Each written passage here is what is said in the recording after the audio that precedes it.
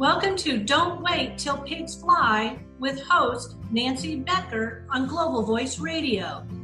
Nancy and her guests will share tips and recommendations on moving forward in your life and business now and not waiting till pigs fly. Here's your host, Nancy Becker. Hey everybody, good afternoon. It is December 26th, the day after Christmas. I hope everybody has had a wonderful holiday and they're still able to rest and relax a little bit between now and New Year's, because if you're anything like me, I know that January 2nd, we're gonna hit the ground running. So 2019 is going to be a wonderful year for us all. And by listening to this podcast, you're going to be getting many, many more ideas and tips and strategies moving forward to make that year even better. So welcome to Don't Wait Till Pigs Fly, where we have conversations with and for business owners that are tired of waiting for those darn pigs to get up and fly, and they're ready to soar higher now. Today we're talking with Tom McCormick of North Liberty, Indiana. Tom started McCormick Electrical Services in 1999 with $4,000 and a 1979 van. He started out doing all types of electrical work until about 2004, when the economy was shifting and he realized that not having a sharp focus had kept him busy and growing, but not profitable like he would like. With help and encouragement from friends and fellow organizations, Tom focused more working on his business than in his business. McCormick Electrical changed focus to primarily a residential electrical service company instead of a do-it-all electrical company. Focusing on clients themselves, not just the problem at hand, and treating clients as he would want his own family treated and cared for. McCormick will close 2018 at just under $1 million in sales, with a goal for 2019 of $1.5 million. He attributes his success to his wonderful team of people, their supportive families, and his wonderful clients. That sounds like an incredible bio and something that we would all like to follow in your footsteps on. Welcome, Tom. Thank you. Thanks for asking me. Absolutely. I so appreciate you just jumping on here and saying, hey, you'd love to do an interview with me at the last minute. And that's very, very much appreciated. So let's just jump right in. Your biography brings a whole lot of things to my mind. I'm always talking about working on your business instead of working in your business.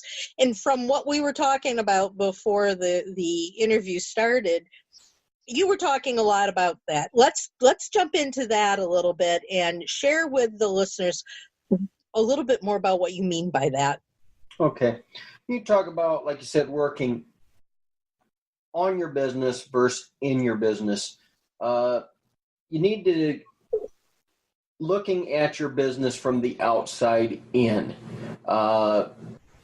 looking through the window. What is it that my clients want when it comes to a service company? What do they expect that sometimes they're not receiving?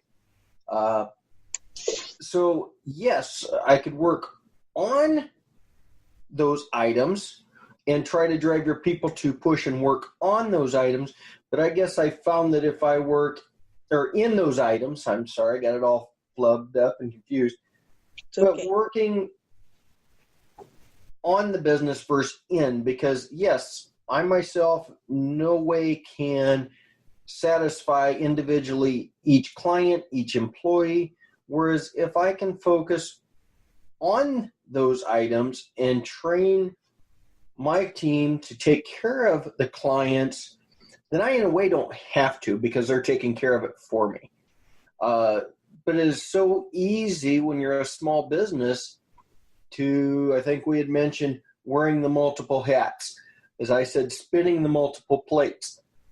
And unfortunately, unless you're a professional juggler, you're going to fail at spinning the plates. And so with that, figuring out what you're good at doing, focusing on that, and then designating, getting the right people on board to take care of those other tasks. Yeah, absolutely. I mean, one of the things that I talk a lot about is creating the processes and strategies and helping to move your business forward.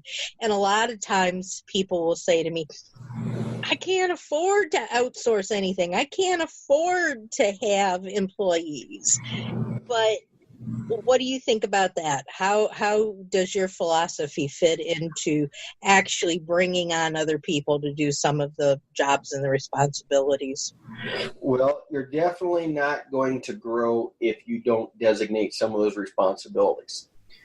Yeah, you can be successful, you can be, you can grow, but it's going to be at a very fractional rate. You start putting the right people in place and stepping back. I'm actually in the middle of reading a book right now that's an eye-opener to me titled Rocket Fuel. It's in regard to, there's certain people in business that are visionary, and then there's some that are VI. So they're the ones that make things happen. And so the visionary person, that's what I am. I'm the one that should set back more, envision where I want the business to go, send those to the person that implements those items, and let them push the business, be accountable for everything at the same time. So I'm seeing, and that's where over time, I used to be in the service truck. I'm not in the service truck, but rarely anymore. It's unless the guys need an extra hand, and sometimes I can sneak out of the office a little bit. I get to enjoy to go visit with the clients. Still, that's the part I probably miss as the business grown. I don't get as much one-on-one with my clients anymore, because my one-on-one is more with my actual team members, my employees. And so that has been a role I've had to realize I've had to, even though I love that part, but if I want the business to grow and grow a good income for myself, a good income for my employees, and give my clients the best value that we can give them, I have to step away from the day-to-day grind and designate those responsibilities. Yeah, and when you have a well thought out plan for who's going to do what and when and all that makes things much easier too, I'm sure. Correct. Yeah, that it's I cannot tell you how much I feel better knowing that I have people doing a lot of work for me. I'm going to be out of the office for a while, coming up starting in January, and I'm just going, if I did not know that there was someone else there to take on some of the responsibilities that I normally do, I would be in an absolute panic. Oh, I can definitely agree and attest to that. And, we've put some things into place for that same reason. We call it, because we don't ever want, yes, it's important that your people realize they're important, but at the same time, we want them to have the peace of mind and comfort in knowing that, like you're leaving, you need to step away from the business for a few days or whatever. For one, you to have the peace of mind knowing your team can handle it. Two, that the peace of mind and the comfort that your team has knowing that they can handle the business without you. That essentially empowering your team, making sure they're capable to be empowered, is a very important factor in this. We put together years ago, and we try to refresh it throughout the year. We just title it Hit by a Bus Book.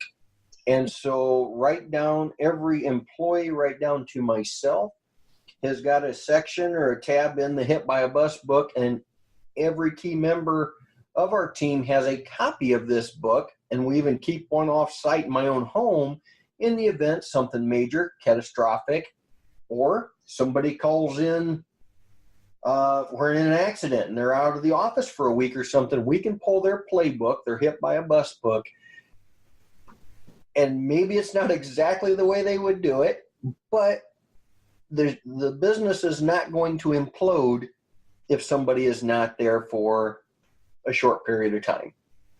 Yeah, and that's really good on a couple of different levels, what you just said. We don't generally stop to think about the unexpected. We don't think about what might happen sometime down the road. But you've got a couple of things covered. You've got, not only do you have everybody's job written down in a way that other people can come in and take a look at it and step into those shoes, but you've also got one in another location. What were to happen if your building, heaven forbid, burned down, or the ceiling caved in or something, and you couldn't get to that book? You have a way of accessing it because there's something off-site. I think that's brilliant. I've got a passion. I've been on our volunteer fire department for almost 30 years now, besides my own business. And unfortunately, you see the great losses. The other thing that came into play, I've had a couple of really close business friends have since passed away.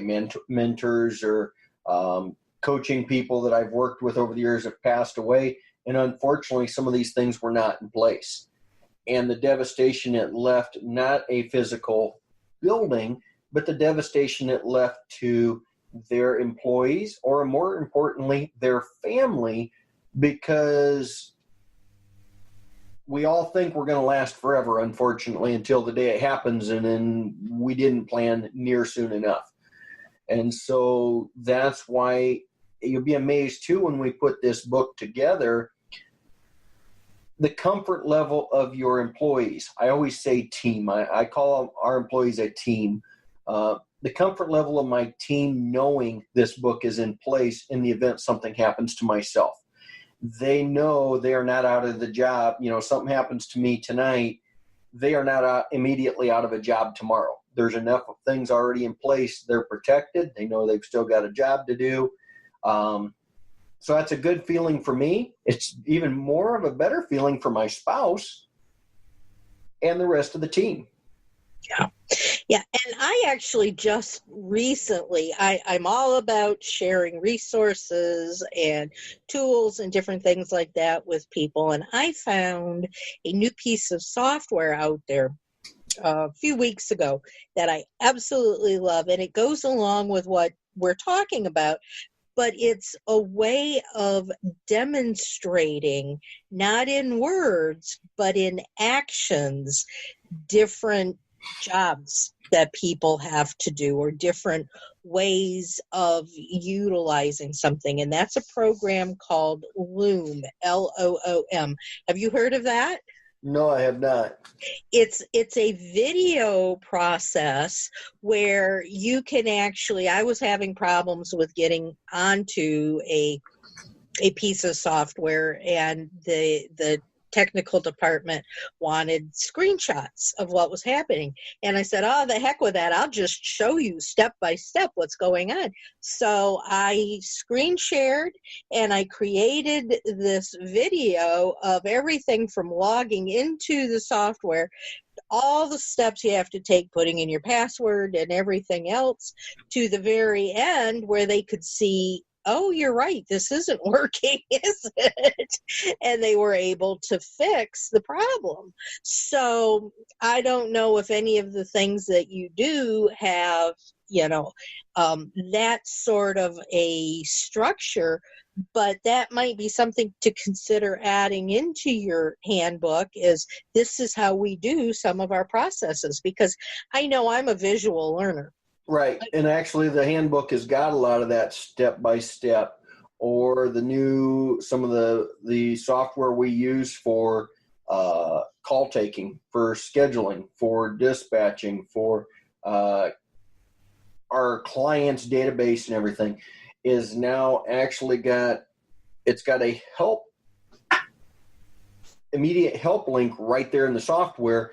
So yeah, if I'm haphazardly myself going through the software, I can still click a help button at any time and, hey, I'm working on this, and they'll navigate you right through it at the same time. So that's in a way taking that software another step. That's our main software for our business. Mm-hmm. Yeah.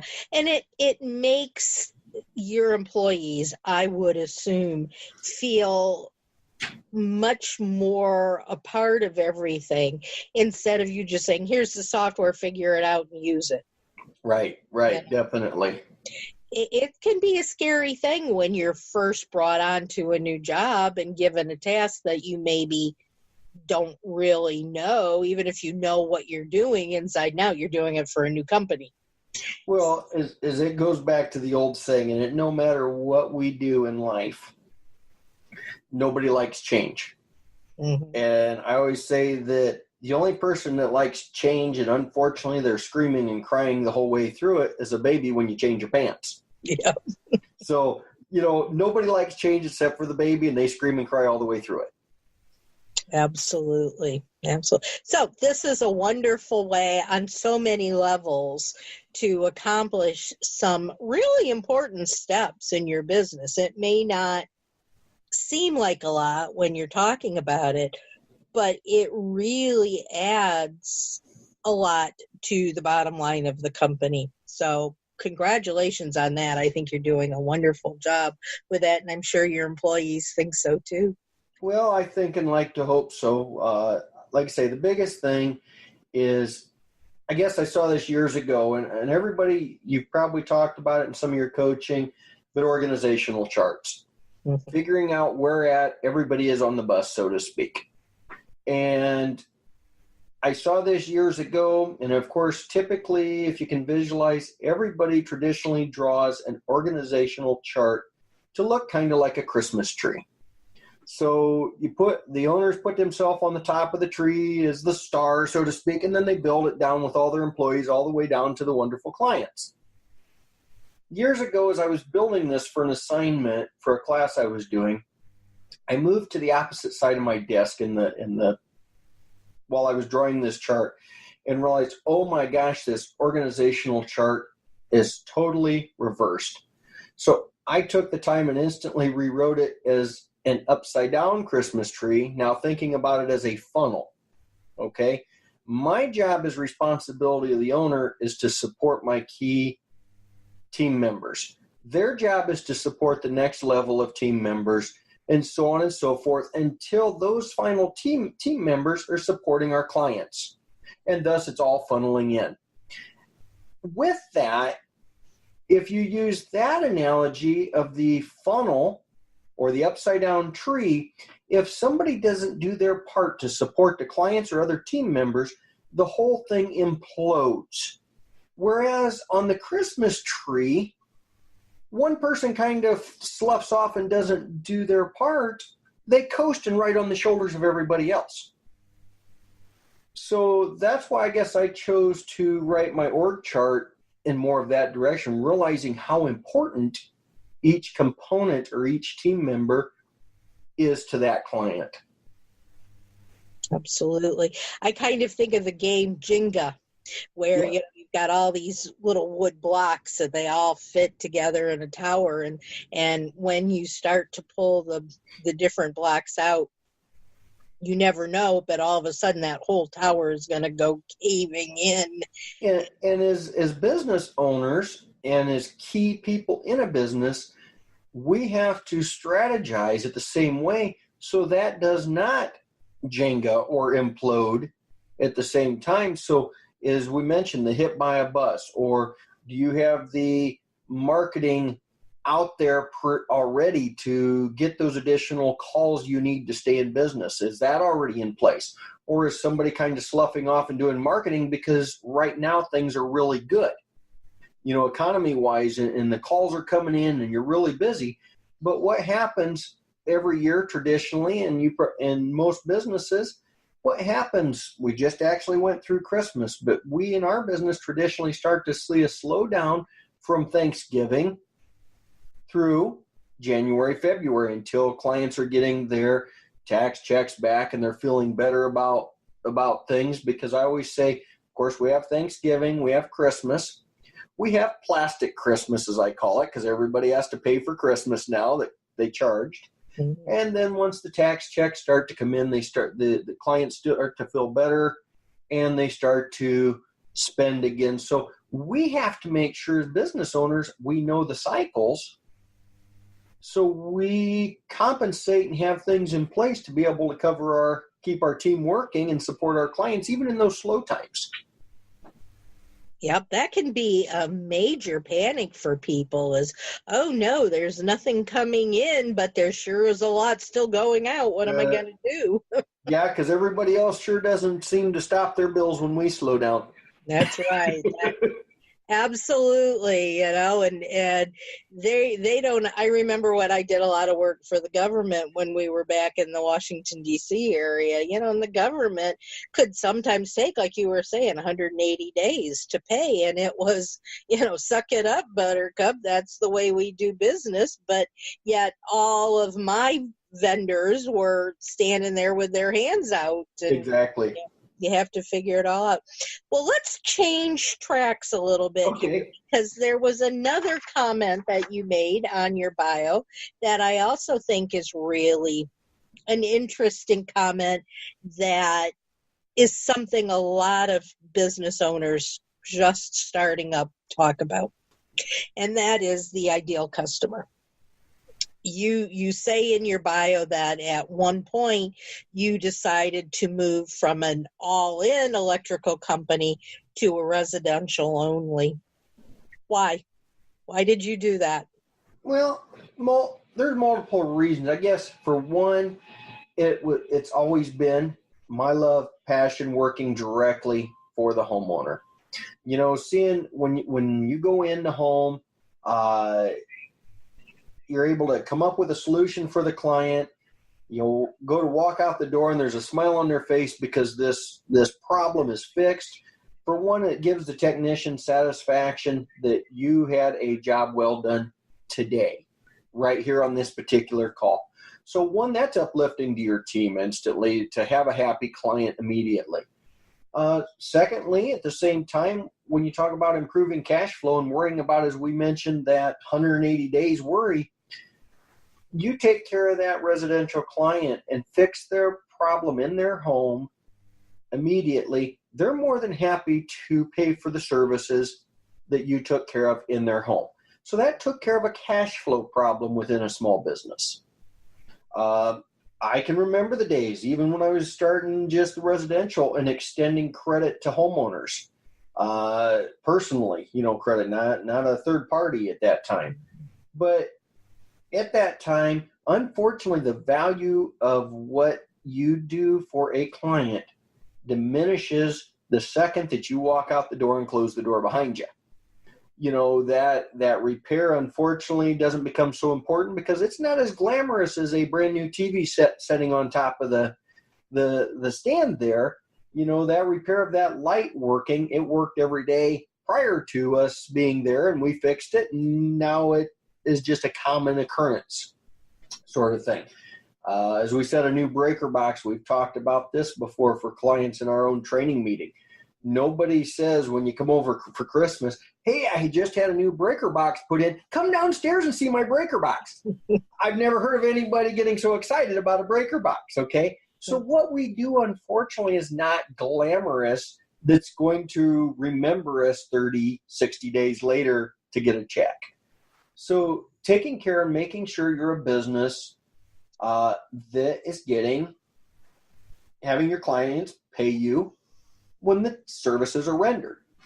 To help that out, because we realize, unfortunately, when these emergent repairs happen, we necessarily, or even myself, maybe have the cash to take care of an emergent repair. People don't have emergency funds like they maybe should. So we've got third-party financing companies set up so to give you an option if you want. Yes, we can take cash, we can take credit card, check, and offer third-party financing. And so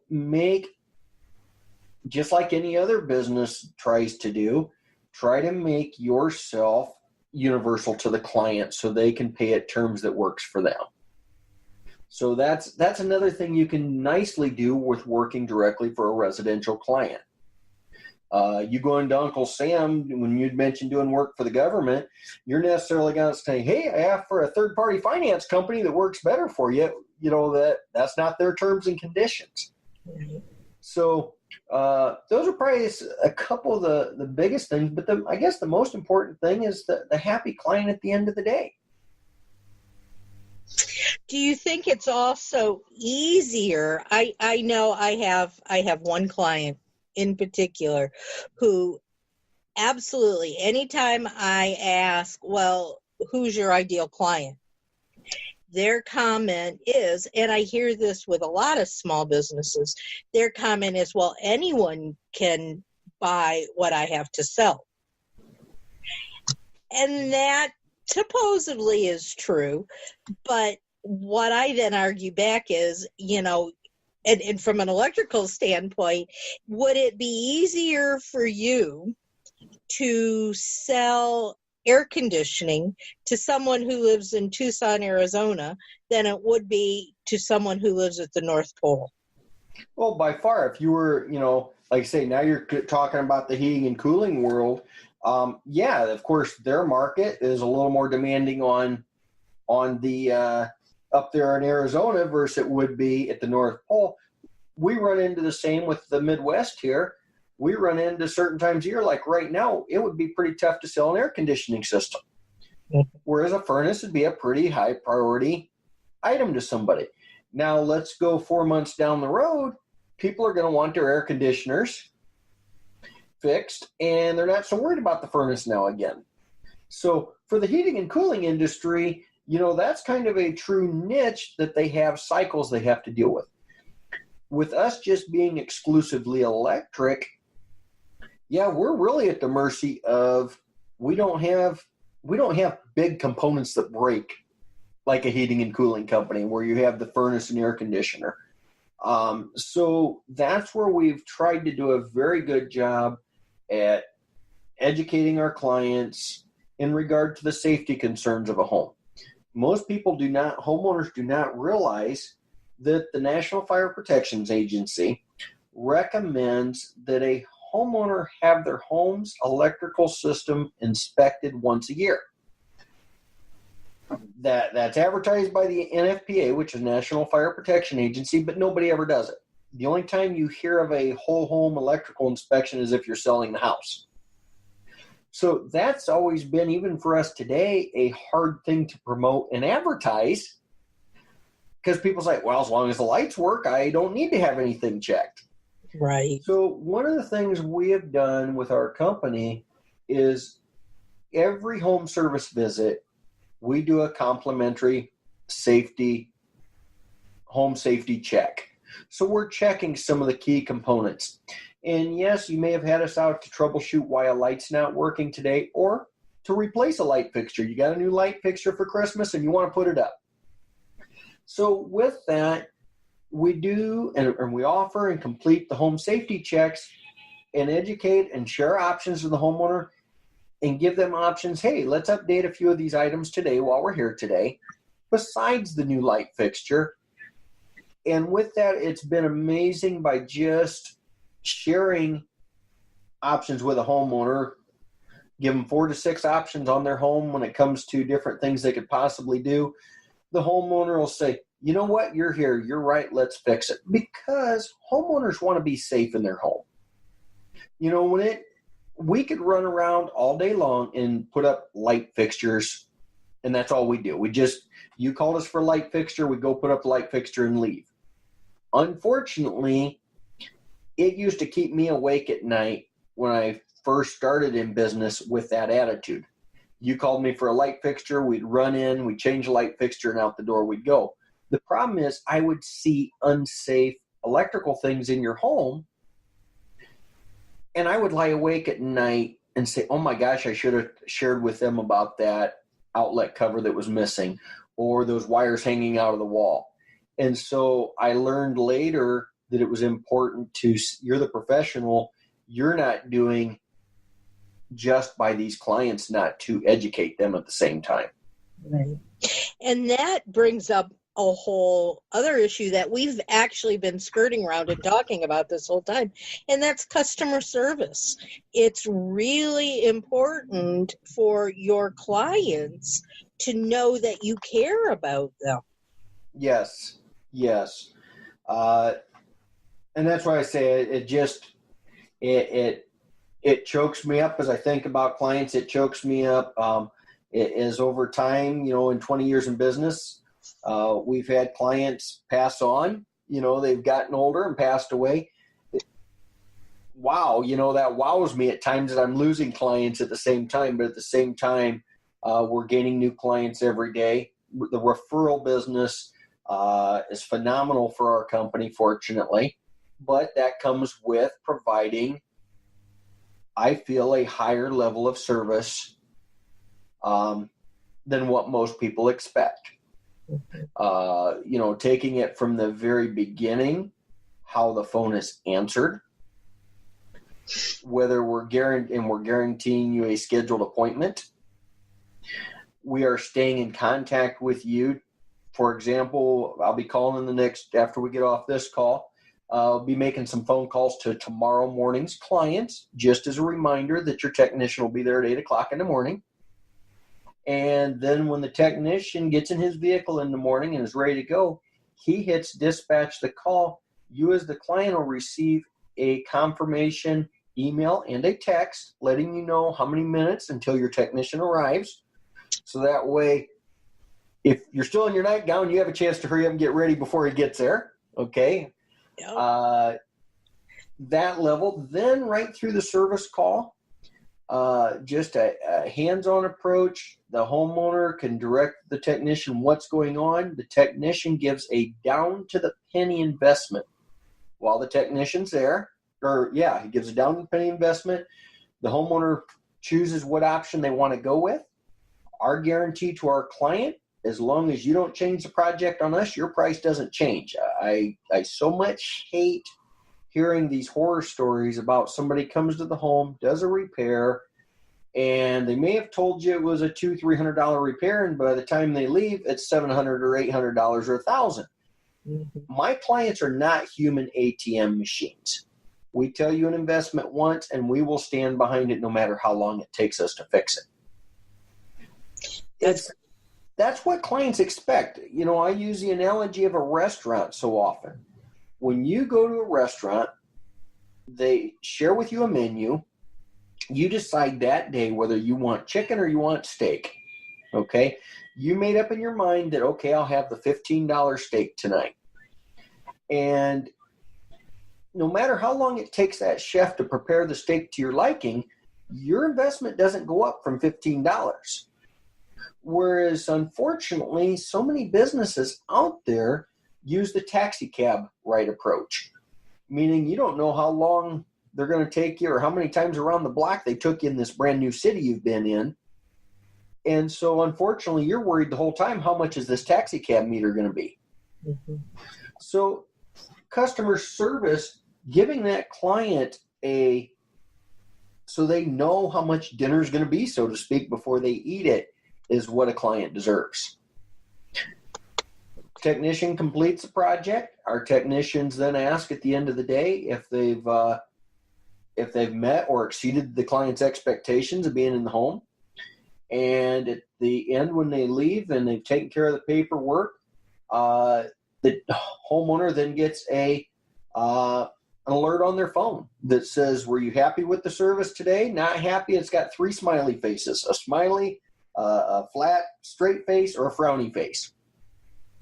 If a client puts in a straight face or a frowny face, we get immediate notification here at the office so we can reach back out to our clients and say, okay, what did we miss the mark on today? How can we, if not by you today, what can we do in the future so we don't miss the mark tomorrow? And so that's the only way you're going to know if you're doing right by your clients is by measuring. And that's actually something we've now put in place about in the past 6 months. I love it. with the follow-up immediate reviews.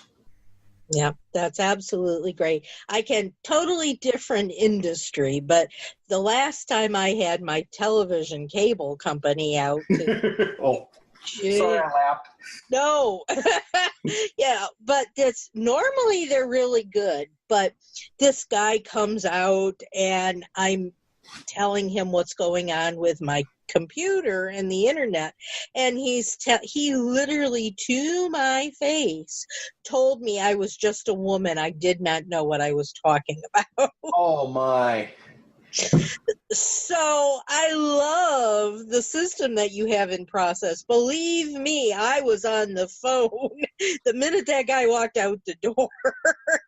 Well, and that's why at the same time, if we have a client as we're walking through the process and sharing with you the investment and everything else, we try to take all this technical garbage for one and turn it into analogies that a consumer can understand. As I mentioned earlier, the human ATM machine, a taxi cab ride, and a restaurant menu.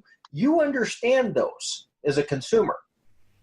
So with that at the same time, we need to we train on taking our technical jargon and turning it into things that homeowners understand. At the same time, if we start to see any kind of confusion by our client, especially as we're working with the elderly generation at the same time, we'll ask, is there anybody else that should be involved in the communication here? So if we need to get a hold of, their son or their daughter, or, maybe we're getting a glassy stare from you, for example, and you say, and I apologize if you don't have a husband. At the same time, you say, well, I'd like my husband to be involved. Great. We're more than happy to have that because we got nothing to hide. We want everybody to be on board and know what's going on. And our clients deserve that, whether it's my clients or any of the other clients listening here. Absolutely. I mean, it's just everything that you have been saying has just been such pearls of wisdom. I love it. And I wish we could continue talking for the rest of the day, but we're about out of time. And I know how busy you are. Is there any last words of wisdom that you would like to share with the listeners? Well, like I say, as you're the owner or manager of a business, step back away from your business and look in. See what those clients want. And look what the competition. You talk about you mentioned earlier about companies saying, well, this company, we're all the same as this company, that company. See what they're doing, okay?